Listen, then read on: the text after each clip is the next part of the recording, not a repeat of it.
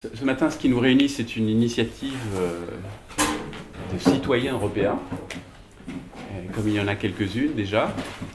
Et cette initiative a pour objet, finalement, d'assurer qu'au niveau européen, ce qu'on appelle le principe de subsidiarité s'applique comme il est prévu dans le traité fondateur de l'Union européenne, en particulier à la définition de la famille. Vous savez que la définition de la famille est quelque chose qui, au plan des traités fondamentaux, reste du ressort de chacune des nations, et donc de la souveraineté de chacune des nations de l'Union.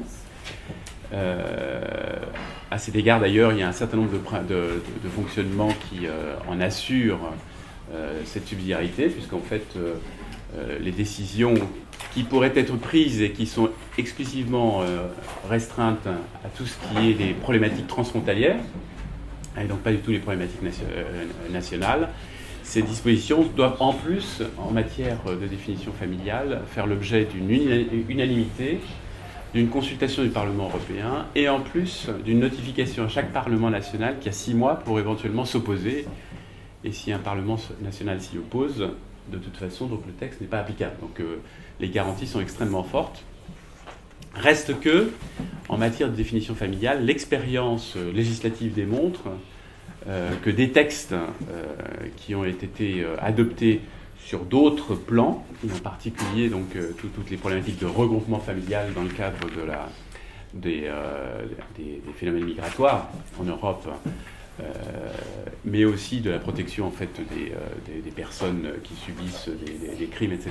Donc, qui sont des législations qui sont régies par d'autres textes, ont fait apparaître en fait des définitions de la famille qui donc s'imposent en partie par le côté transfrontalier à des pays européens et qui sont en contradiction avec les définitions de la famille telles que ces pays peuvent les aborder.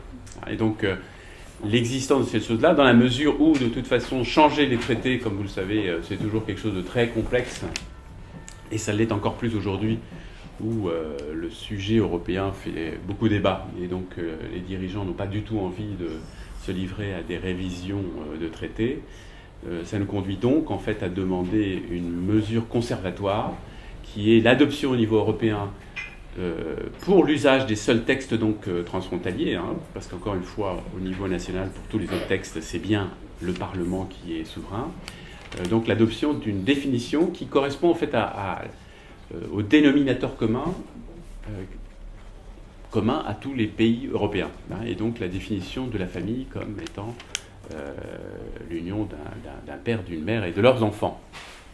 Voilà, donc pour mener à bien cette demande, nous sollicitons donc les citoyens européens de venir signer une pétition d'initiative citoyenne, de manière à ce que nous recueillions le nombre de signatures suffisant, c'est-à-dire 1 million de signatures dans un délai de temps de 1 million. Je ne sais pas si le top départ d'ailleurs ça a été l'agrément fin mars de l'initiative. Le 4 avril, tout à fait. C'était le 4 avril, c'est le top départ, et pas décembre.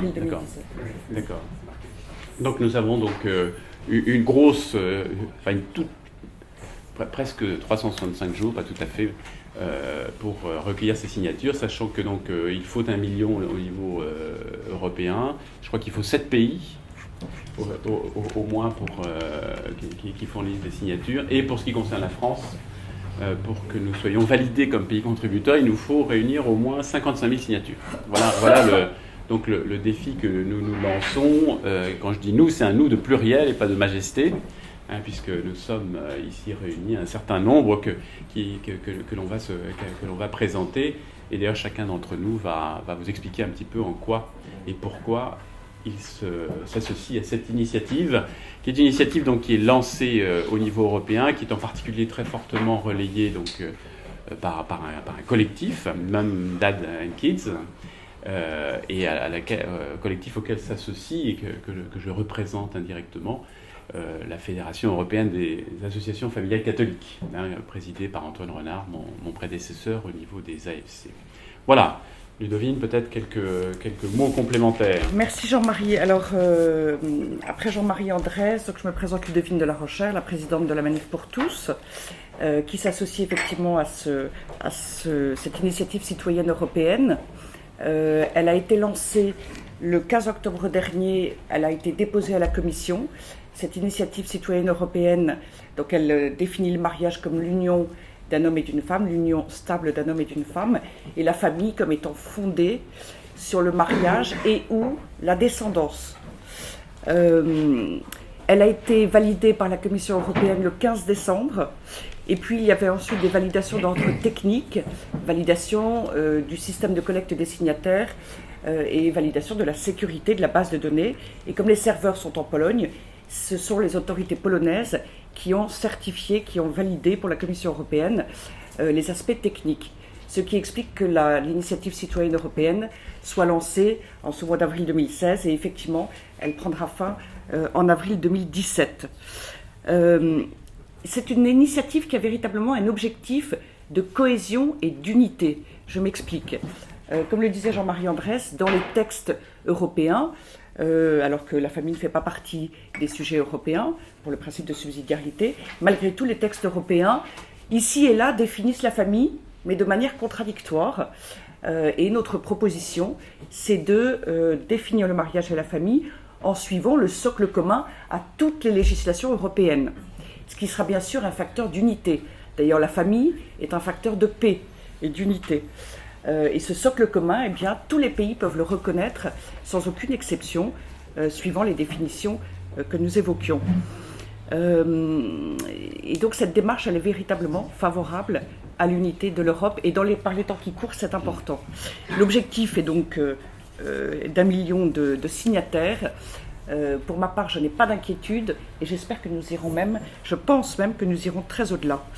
Alors pour ma part plutôt, je fais partie du comité de citoyens qui est à l'initiative de cette initiative citoyenne européenne et qui est organisée avec plusieurs pays, Suède, Pologne, France, Croatie, Royaume-Uni, Portugal et Hongrie.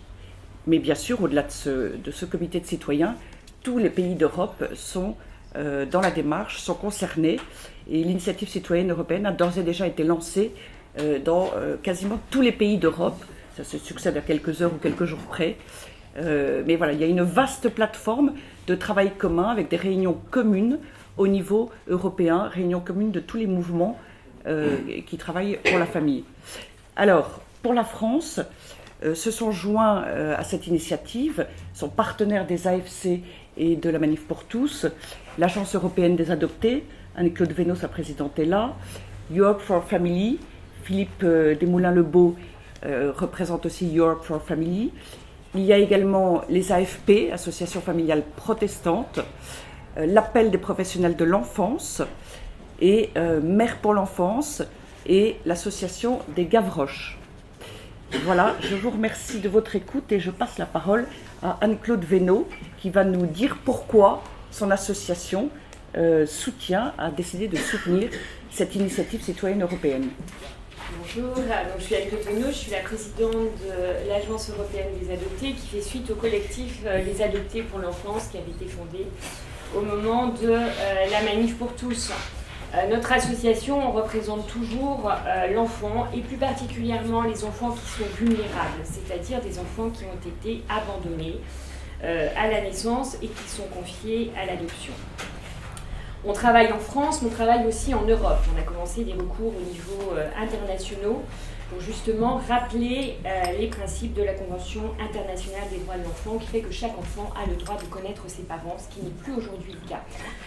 Premier cas, effectivement, où on ne connaîtra plus ses parents, c'est le cas d'une adoption par deux personnes de même sexe. Effectivement, il lui manquera une branche de filiation. Et deuxième cas, et là ça concerne directement l'Europe, c'est le cas des PMA. C'est-à-dire que la PMA entre femmes n'est pas autorisée aujourd'hui en France et les femmes vont en Belgique ou en Espagne et en rentrant, elles demandent l'adoption par la conjointe de l'enfant conçu délibérément privé de père. Donc vous voyez qu'on ne peut pas travailler simplement qu'au plan français, on est bien obligé de s'intéresser à l'Europe. L'Europe qui prend aujourd'hui une très grande place dans la famille et une place qui ne lui est absolument pas accordée par les traités. Alors on a deux solutions, soit on lutte farouchement, ce qu'on va faire pour redonner à chaque État sa compétence subsidiaire, soit on essaie aussi de trouver un terrain, et c'est ce pourquoi on est là aujourd'hui. L'Europe s'approprie la famille et elle empêche même les pays de la défendre. Donc nous, ce qui nous intéresse dans une telle initiative, c'est de voir que les plus faibles peuvent être protégés et protégés par des gens extrêmement différents, avec des pays qui ont des lois totalement différentes, et qu'on va trouver une unité qui est importante pour la préservation du plus faible. On a en face de nous un certain nombre de rapports, de dispositions qui arrivent de l'Europe, contre lesquelles on s'est battu, qui vont peut-être vous rappeler quelque chose, Estrella, Neusch, Rodriguez, Ferreira, Panzeri. On a vraiment l'impression d'une armée où l'enfant, finalement, est devenu un droit pour tous, dans n'importe quelle condition, et même privé de sa filiation.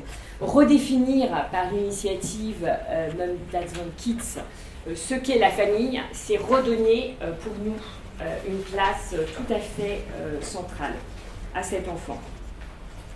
Donc aujourd'hui, l'Europe travaille beaucoup sur les questions d'égalité. C'est le grand sujet européen aujourd'hui, l'égalité homme-femme. Au nom de cette égalité, on en arrive à quelque chose qui gomme en fait une indifférenciation. Et bien une telle initiative va justement remettre de la différenciation, une différenciation positive pour l'enfant, en lui permettant, dans le meilleur des cas évidemment, d'avoir son père et sa mère, d'avoir une famille unie qui sera le socle en fait de sa construction et qui, on le sait, aide à surmonter beaucoup de crises.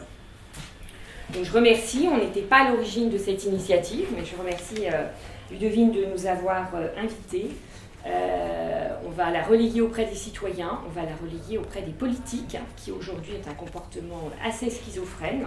C'est-à-dire qu'on vote des lois en France, on protège les enfants d'une certaine façon en France, et puis au niveau européen, on voit les mêmes partis qui votent absolument tout et n'importe quoi contre ce droit de l'enfant. Donc encore une fois, ce mot unité est fondamental dans cette initiative. Et on rappelle toujours et encore que le législateur est là pour protéger le plus faible. Et en l'occurrence, c'est l'enfant. Et ce ne sont pas les parents. Il y a un droit, c'est l'intérêt supérieur de l'enfant d'avoir cette protection. Voilà, je vous remercie. Alors Philippe. Bien, donc Philippe Desmoulins-de-Beau, Europe for Family, vice-président et coordinateur de l'équipe. Jacques, nous sommes les régionaux de l'État, puisque nous sommes, nous, clairement européens, clairement situés auprès du Parlement européen, puisque nous sommes une organisation non gouvernementale agréée au Parlement européen. Donc nous sommes en fait tous les jours, et je dis bien tous les jours quasiment, à Bruxelles quand le Parlement est à Bruxelles, c'est-à-dire les 3/4 du temps, et à Strasbourg quand le Parlement est à Strasbourg. Donc notre intervention est effectivement permanente auprès des députés, notamment, bien sûr. Nous analysons les différents textes qui sortent, nous les surveillons, nous proposons à des députés de faire des amendements, de donner des résolutions alternatives qui peuvent faire tomber ces rapports européens. Notre mission principale, alors nous avons été créés Europe for Family en fait à l'occasion des élections européennes, où nous avons commencé un travail de sensibilisation des candidats députés européens à la famille et à l'enfant.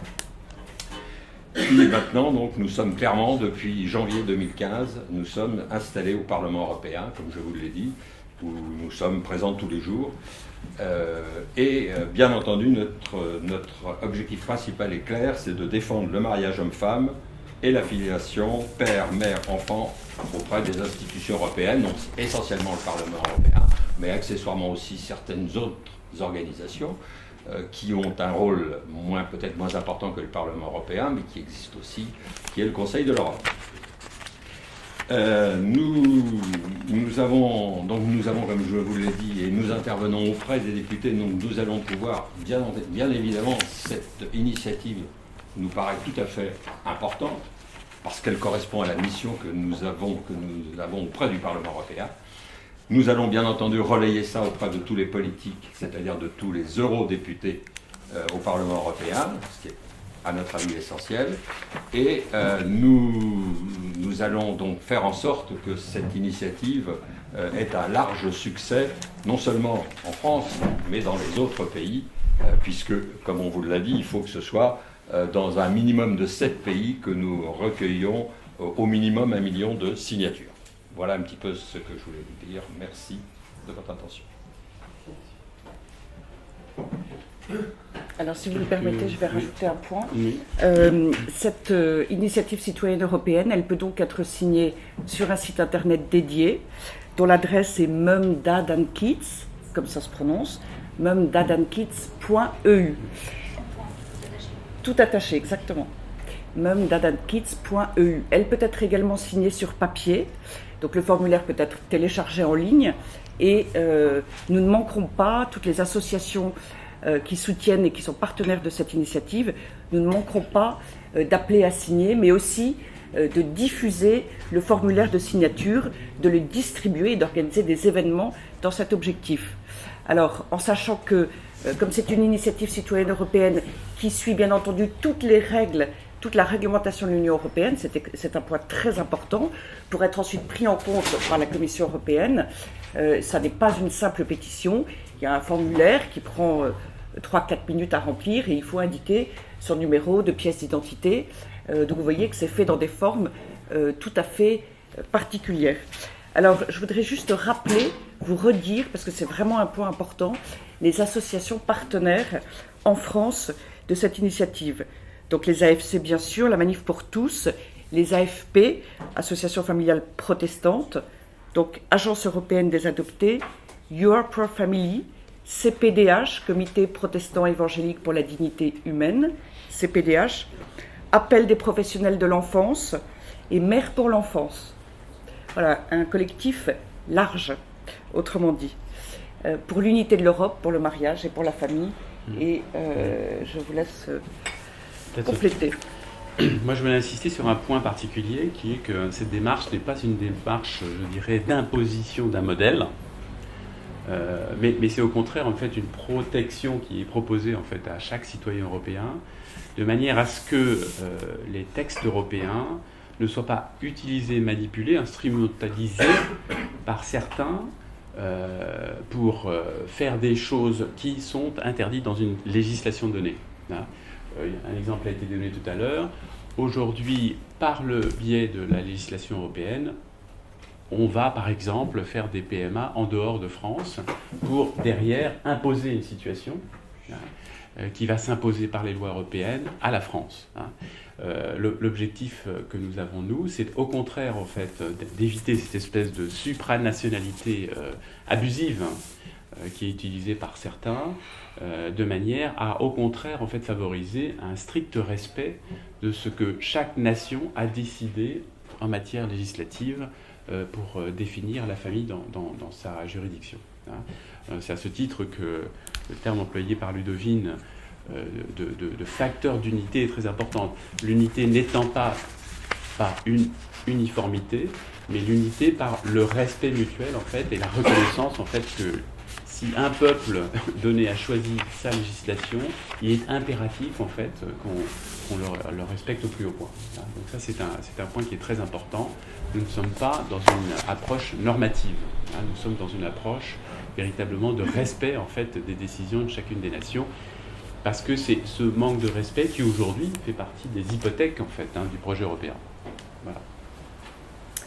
Alors effectivement, cette initiative est conforme à l'article 9 de la Charte des droits fondamentaux de l'Europe, qui dit que l'Europe ne peut pas imposer, sur la question de la famille, ne peut pas imposer, ne peut pas s'introduire dans la sphère de compétences des États. Et cette initiative citoyenne européenne, elle donne un socle commun, mais elle n'empêche pas tel ou tel État d'aller au-delà. Et donc, elle n'intervient pas, elle respecte le principe de subsidiarité. Donc elle est conforme, bien entendu, au droit européen, raison pour laquelle la Commission européenne l'a acceptée. Des questions ? Oui. Joris Furtier de l'AFP, je ne comprends pas, je vous avoue, entre ce que vous, dans les différentes choses que vous avez dites, quel est concrètement ce que vous voulez faire, à savoir dans quelle partie de la législation européenne vous voulez intervenir? Est-ce que vous pouvez nous expliquer ça techniquement? Et une fois que vous avez répondu, je poserai une question. Non, c'est très simple. Aujourd'hui, dans les traités fondamentaux de l'Europe, les questions familiales, c'est-à-dire par exemple la définition de ce qu'est ou pas une famille, sont du ressort de chacune des nations, et pas du ressort européen.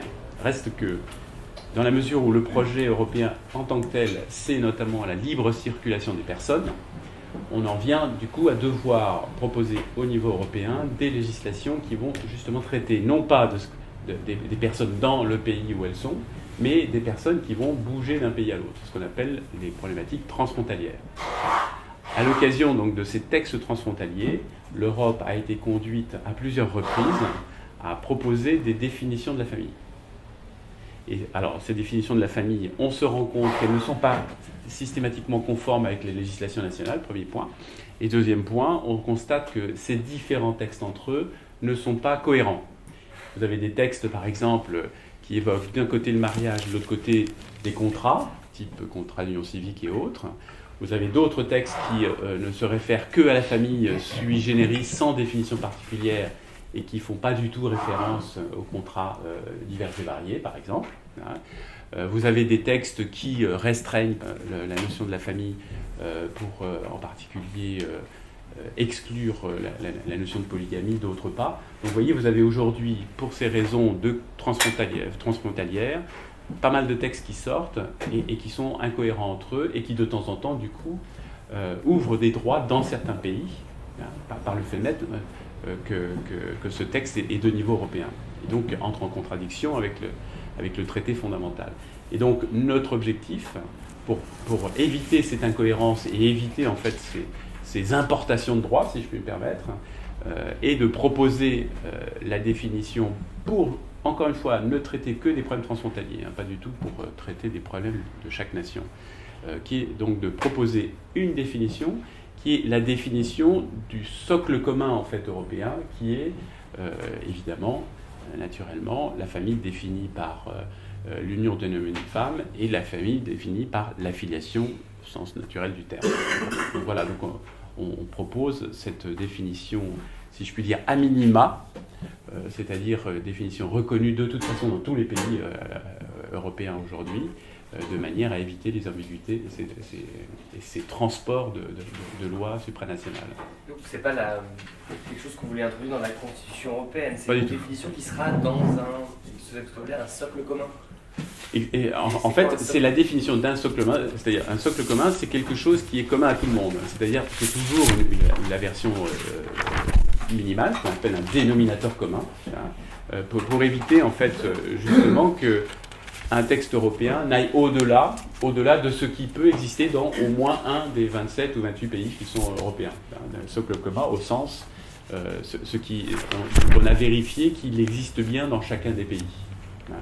Alors, vous avez raison, notre demande n'est pas d'inscrire dans un traité, parce qu'il n'y a pas de constitution européenne, il n'y a que des traités, mais c'est bien de proposer un outil juridique de niveau européen qui sera appliqué de toute façon exclusivement à ces lois dites transfrontalières.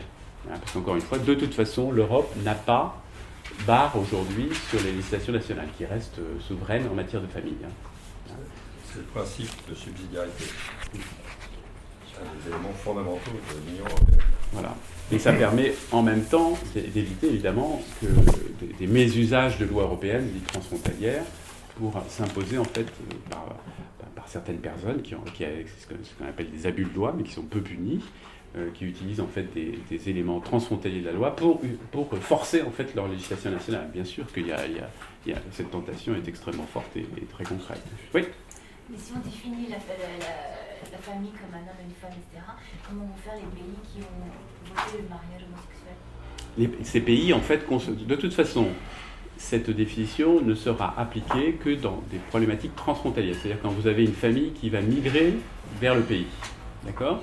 Et donc, de toute façon, si ce pays a voté ça, il peut très bien, lui, décider que la famille migrante migrante n'étant pas définie systématiquement comme syrienne, cette famille migrante pourra, elle, si la législation locale le désire explicitement, adopter toutes les lois nationales.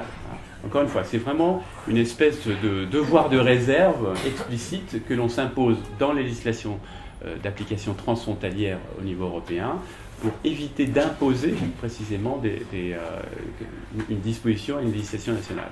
Puisque l'Europe n'a pas à se mêler de ce Voilà, que fait chaque exactement. État dans ce domaine-là. Et donc les définitions qui sont proposées, c'est le mariage et l'union durable d'un homme et d'une femme, et la famille est fondée sur le mariage et ou la descendance. Alors qui dit descendance dit ascendance, etc. Mais ces termes recouvrent les différentes situations possibles. Et donc, une fois que vous aurez fait signer une pétition à 1 million de personnes, qu'est-ce qui va se passer? Alors, notre demande, c'est donc l'introduction de cette définition, l'adoption de cette définition commune. Et donc, ce que va faire la Commission, je ne suis pas la Commission, mais normalement, donc, ils vont prendre en considération cette demande et examiner, en fait, d'abord, ils vont examiner la nécessité pour arriver à cette protection, à ce devoir de réserve que nous appelons de nos voeux. Ils vont examiner la nécessité donc, de proposer une définition commune. Ça, c'est la première chose. Et en fonction de ça, ils vont regarder si la définition que nous proposons est la bonne manière, je dirais, de définir pour obtenir ce résultat, encore une fois, qui est une non-imposition par une réglementation de niveau européen à une législation nationale. Est-ce qu'on peut comprendre votre initiative comme le fait qu'il est impossible d'imposer un mariage strictement hétérosexuel à certains États qui ont déjà validé un mariage pour tous, et que donc du coup, pour éviter les travers de certains, vous allez imposer une fermeture de frontières, en tout cas sur certains thèmes sociétaux comme l'adoption, la PMA, la GPA, etc. La fermeture des frontières pour employer le terme un peu radical que vous utilisez. C'est ce que vous souhaitez. Non, écoutez-moi jusqu'au bout. D'accord. Le terme un peu radical que vous employez, en fait, il est aujourd'hui dans le traité fondateur. Aujourd'hui, le traité fondateur, il dit l'Europe a choisi depuis le début de respecter sur les questions de société, et donc en particulier sur la définition de la famille, les choix de chacun des peuples. Et donc, quand vous êtes en France, vous avez un mariage, notamment un mariage pour tous. Et l'Europe s'interdit même une opinion là-dessus.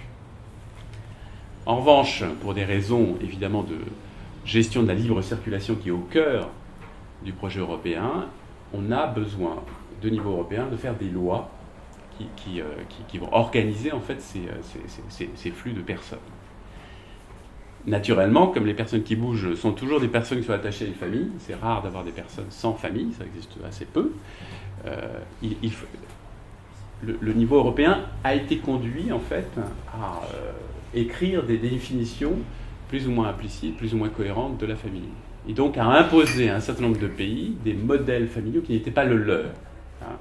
Et donc ce que nous proposons, c'est simplement une précaution qui permet de rester dans l'organisation existante et fondamentale de l'Europe, qui est de respecter l'organisation de chacun des pays de manière complètement souveraine.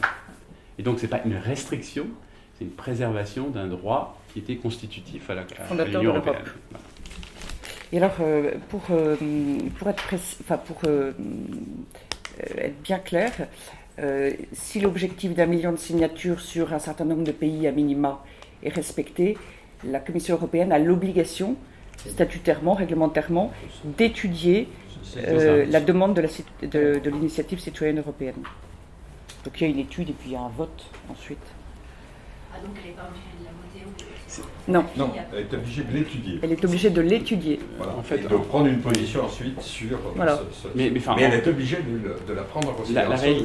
La réalité, c'est qu'en droit, aujourd'hui, le niveau européen est un peu flou. C'est-à-dire que les obligations exactes de la Commission, aujourd'hui, sont très discutées. Hein. Parce qu'aujourd'hui, en fait, la Commission reçoit cette demande.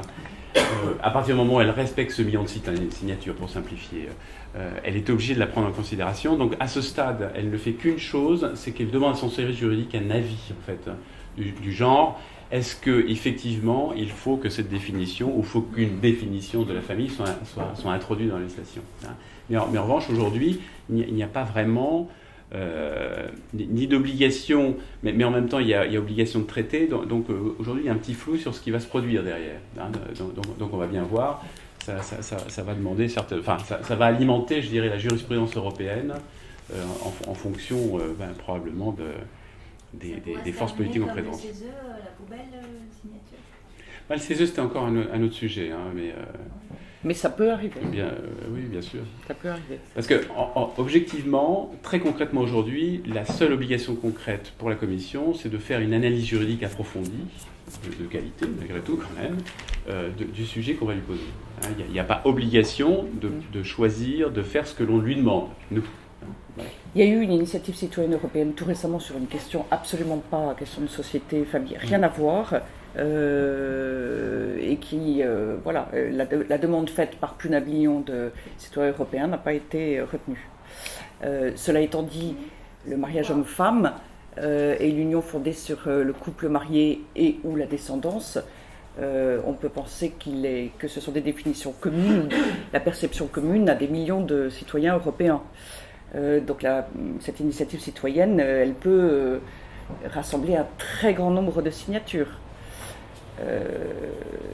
Et compte tenu d'un certain nombre de flous du côté européen, compte tenu du fait que beaucoup de textes européens, d'initiatives, etc., vont dans un sens contraire au respect du mariage homme-femme, etc., et contraire même à un certain nombre de lois françaises, ces millions de signatures peuvent compter dans l'esprit des députés européens. Voilà, il peut y avoir différentes manières d'entendre l'impact futur de cette initiative citoyenne européenne. Il y a le sens réglementaire strict, et puis après, il y a les citoyens européens s'expriment très largement dans un certain sens. Je crois que ce qu'il faut peut-être dire, ce qui est très important, c'est qu'effectivement, là, on sort de notre schéma franco-français et on passe bien au stade de l'Europe. Et que donc c'est vraiment, et qu'aujourd'hui, je crois qu'on n'est pas assez conscient en France, notamment, que l'Europe pèse d'un poids non négligeable, non seulement dans le domaine sociétal, où théoriquement elle ne doit pas intervenir, mais dans beaucoup d'autres domaines, et qu'aujourd'hui, je voudrais le rappeler, grosso modo, 66% des lois françaises en ce moment sont des transcriptions de directives européennes. Et ça, nos concitoyens ne le savent pas suffisamment. Donc l'Europe a un rôle essentiel, on aime ou on n'aime pas l'Europe, mais l'Europe a un rôle essentiel dans les législations des pays membres qu'il faut prendre en considération. Là, je crois que c'est quelque part aussi tout à fait intéressant de redonner le pouvoir, entre guillemets, aux citoyens européens.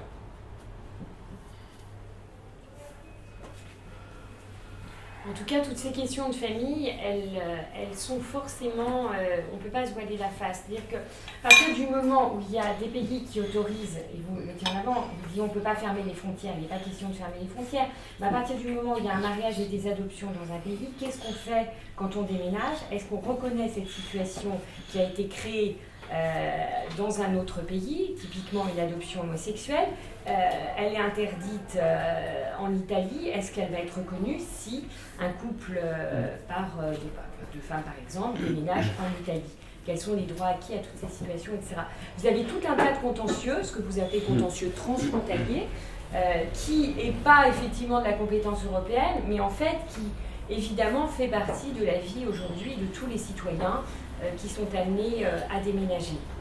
Et finalement, ça va aussi, une telle initiative, guider les juridictions qui sont amenées à trancher de certains cas qui leur sont soumis, autant en droit interne qu'au niveau européen ou international.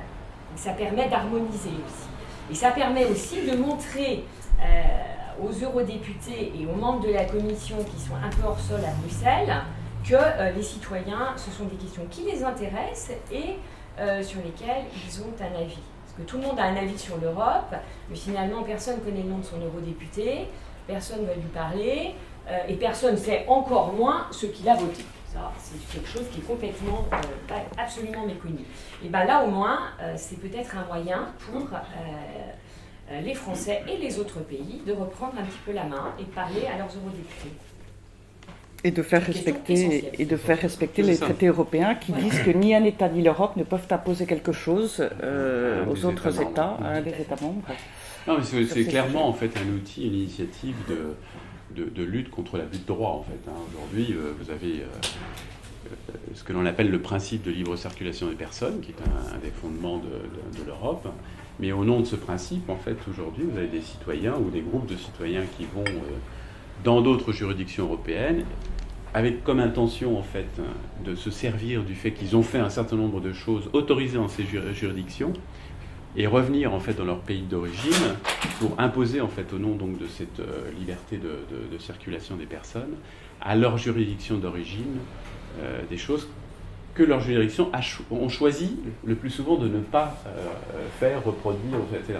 Donc ça, quand vous faites ça au sein d'une juridiction, ça s'appelle un abus de droit. Et là, en fait, on est objectivement dans une utilisation très systématisée de l'abus de droit que nous voudrions bloquer. Alors, ma voisine vous dira au nom du droit de l'enfant, des besoins de l'enfant, je dirais même, mais aussi au nom de l'amitié en fait qu'on se doit mutuellement. C'est-à-dire que si nous voulons en fait une Europe qui se développe, c'est forcément une Europe en fait qui respecte les choix de chacun. Et aujourd'hui, c'est moins la juridiction européenne qui cherche à forcer la main que l'utilisation en fait que font un certain nombre de situations ou de groupes de citoyens pour forcer en fait des juridictions qui ne leur plaisent pas, plutôt que d'utiliser les voies locales habituelles d'évolution des juridictions qui sont évidemment qui existent et qui sont à disposition. L'idée, une fois que la commission, une fois que la pétition, pour aucun mal à réunir les millions de signatures, sera signée et que la commission aura eu l'obligation de l'étudier, oui. C'est qu'ensuite l'avis soit positif évidemment et qu'ensuite un traité soit signé. Non, le traité n'est pas nécessaire en fait. En fait, le problème juridique qu'on pose est assez simple, c'est que vous avez aujourd'hui 28 droits, avec chacun, pour simplifier, une définition différente de la famille. Mais quelle sera la nature du texte qui peut être mis en place ? Et donc derrière, vous avez l'Europe, vis-à-vis de ces droits-là, qui fait des juridictions, des législations sur les problématiques transfrontalières, c'est des groupes de personnes qui changent de pays et qui migrent. L'Europe va donc se trouver, à l'issue de nos initiatives, dans l'obligation de se poser la question, comment vais-je faire pour, dans ces actes transfrontaliers, respecter de manière systématique et sans ambiguïté le bon respect des législations locales des pays d'accueil. En fait, c'est ça. Ça ne requiert pas du tout de traité. Puisqu'aujourd'hui, vous avez de toute façon déjà des traités qui explicitent le fait que normalement, la définition de ce que c'est qu'une famille, c'est du ressort du local. Donc, c'est plus une précision juridique que devrait apporter la Commission que véritablement un traité. J'ai l'impression d'être un petit peu idiot ou lent, mais... C'est possible, mais on va répéter, vous inquiétez pas. Non, mais vous l'avez répété à plusieurs reprises. Une fois que cette définition, vous réussissez à ce qu'elle soit discutée. Okay, oui. Il y a bien un moment où on est d'accord, elle ne peut pas être imposée directement au pays, mais devenir une sorte de norme européenne. Mais elle est inscrite où cette discussion, cette définition? C'est pas un traité. Elle est inscrite dans les textes législatifs européens. Voilà. D'accord. Oui. Voilà. Et elle s'appliquera sur un plan pratique, pragmatique. Elle va s'appliquer à toutes les questions transfrontalières qui sont celles qui amènent ce type de questions. D'ailleurs, il y a des chances que vraisemblablement la Commission proposera un texte législatif là-dessus qui sera sans doute validé par le Parlement, puisque dans le cadre du TFUE maintenant, il y a une répartition des rôles très, très claire entre le Parlement, ce qui n'était pas le cas avant, et la Commission. La Commission légiférait vraiment seule, alors qu'aujourd'hui elle est tenue de légiférer avec le Parlement. Oui. Ce qui veut dire un vote à terme. Ça veut dire un vote vraisemblablement, oui. De toute façon, vous savez, la Commission ne décide rien toute seule. La Commission elle propose des textes, et après, de toute façon, il faut que les États... Oui, et puis il y aura le Conseil européen qui aura validé. Alors, le Conseil européen, je rappelle ce que c'est, parce que souvent on confond avec le Conseil de l'Europe. Le Conseil européen, c'est le Conseil des chefs d'État. Et donc, le Conseil européen aura aussi à valider la position de la Commission. Voilà. Et l'horizon d'un tel vote, vous le programmez pour quand? De toute façon, il faut 1 an pour recueillir les signatures. Après, il faut plusieurs mois Oui. pour faire l'analyse juridique. Donc, c'est quelque chose qui devrait, aboutir fin 2017, hein, quelque chose comme ça. Ouais, quelque chose dans le genre. L'initiative citoyenne européenne, la collecte des signatures va jusqu'au 3 avril 2017. Et effectivement, on peut imaginer quelques petits mois de réponse, donc printemps ou automne 2017, pour l'analyse et le compte-rendu d'analyse, la position en fait de la Commission européenne. En sachant qu'il peut y avoir d'autres étapes après, mais ça, c'est la Commission européenne qui nous le dira. En sachant qu'une loi au niveau européen, ça met en général 3 ans à sortir. Donc ça veut dire qu'il y aurait un premier... S'il y avait un texte, il serait plutôt fin 2017 et il faut attendre plutôt 2020 pour que ça soit cristallisé dans quelque chose de définitif. Si vous êtes optimiste quant à la signature de la pétition, est-ce que vous êtes optimiste quant à l'adoption En tout cas, la Commission européenne a validé l'initiative citoyenne européenne, qui juridiquement, alors on ne vous a pas détaillé tous les textes de loi européens, mais juridiquement est fondée, étayée, conforme au droit européen, et même elle renforce et elle permet de mieux faire respecter le droit européen. Donc il est tout à fait possible et envisageable que la Commission européenne valide la proposition qui est faite à travers cette initiative citoyenne européenne. Oui. C'est tout à fait envisageable. C'est une initiative qui adresse, comme on dit, un vrai problème. C'est pas une initiative qui a d'abord un objectif de show-off ou de revendication. Donc aujourd'hui, déjà, la Commission, quand arrive un texte de nature transfrontalière, a déjà ce casse-tête qui est comment est-ce que je vais définir la famille. Donc on l'a conduit simplement en fait, à faire une clarification ou une simplification, je dirais, une fois pour toutes. Sachant qu'en face, on a des gens qui demandent, il y avait deux optiques possibles, et qui demandent, eux, une harmonisation totale des législations et que chaque pays pousse, justement, pour revenir au mariage homosexuel, pousse à ce que tous les pays autorisent chez eux. Vous voyez Voire même, en ce moment, il y a des tentations de l'impose. Enfin, c'est pas le sujet de l'ICI. C'est pas le sujet. C'est vraiment pas le sujet. Le sujet, c'est ce qui nous est commun à tous les pays d'Europe et qui a besoin d'être explicitement dit. Oui, et puis encore une fois, chaque pays fait ce qu'il veut. En plus, c'est ça, voilà. Avec une volonté de bienveillance mutuelle, c'est-à-dire que le projet européen est quand même assez singulièrement interpellé aujourd'hui, et donc c'est une mesure de bienséance mutuelle, que de dire, bon, on fait quelque chose, on ne l'impose pas en fait à d'autres juridictions. Bien. Ce qui est favorable à l'attachement des citoyens européens à l'Europe. Ce qui est un facteur d'unité, de cohésion pour la maison commune européenne. Mais aujourd'hui, déjà, si un couple homosexuel part faire une GPA aux États-Unis, dans les faits, l'enfant va être, depuis un récent arrêt de la Cour de cassation, l'enfant va être obligatoirement, la filiation avec le père biologique sera reconnue, et le père adoptant, on ne sait pas encore. Enfin, grosso modo, des gens qui partent commettre une infraction à la loi française extra-européenne, déjà on reconnaît ce qui leur arrive. Comment est-ce que... Alors là, le droit, alors vous ouvrez un sujet, le droit était... les contradictions au point de vue national sont déjà très très grandes. Du point de vue du droit et jurisprudentiel en France, aujourd'hui on est dans une situation de contradiction totale. Idem au niveau européen, et donc là vous ouvrez un chapitre très très large, et en plus au niveau international, au-delà des frontières de l'Europe. Mais là, ce sont bien les juridictions nationales qui comptent, si ce n'est que la Cour européenne des droits de l'homme intervient, et en l'occurrence, elle est favorable à la GPA. Elle considère que les pays peuvent l'interdire, mais elle vient contredire les possibilités de faire appliquer la loi. Donc c'est un vaste chapitre. Et puis la Cour européenne des droits de l'homme, elle concerne non pas les pays membres de l'Union européenne, mais elle concerne 47 États membres. Donc c'est encore une autre échelle. Mais c'est vrai que le bateau prend l'eau par plusieurs trous, Ouais. mais c'est pas parce qu'il y a plusieurs trous qu'on ne bouche aucun trou. On commence par boucher Absolument. un trou qui est celui Absolument. des lois transfrontalières D'ailleurs, européennes. parce qu'on peut même citer la Grèce qui autorise la gestation pour autrui versus etc. Donc à l'intérieur même de l'Europe, il y a bien des contradictions. Et c'est bien le problème. Et chaque pays doit respecter les autres et réciproquement.